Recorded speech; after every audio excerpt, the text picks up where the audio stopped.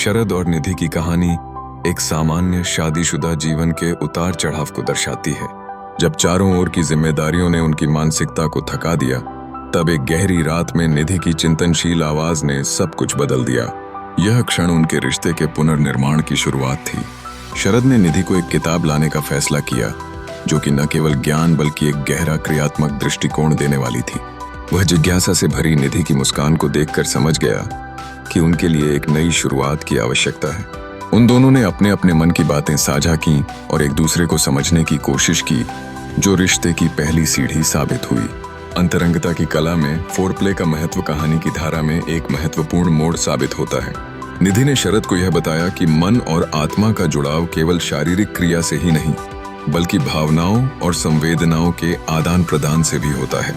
दोनों ने अपने अनुभवों का आदान प्रदान किया, जिसके फलस्वरूप उनकी अंतरंगता में ताजगी आ गई।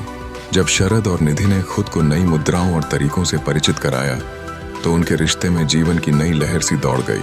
उन्होंने ध्यान और श्वास पर ध्यान केंद्रित करना सीखा, जिससे शारीरिक और मानसिक संतुलन में इजाफा हुआ। आहार में अपेक्षित बदलाव और योगाभ्यास ने उनकी शारीरिक स्थिति को भी मजबूत बनाया। एक साधारण रात में सजाए गए कमरे में बिना किसी शोर के एक दूसरे की आंखों में देखने से जो जुड़ाव हुआ, वह अद्वितीय था।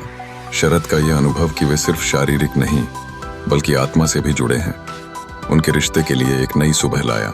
यह एहसास अब उन्हें एक नया उदय देने लगा था, जहां प्रेम का हर लम्हा नया और ताजगी से भरा होने लगा।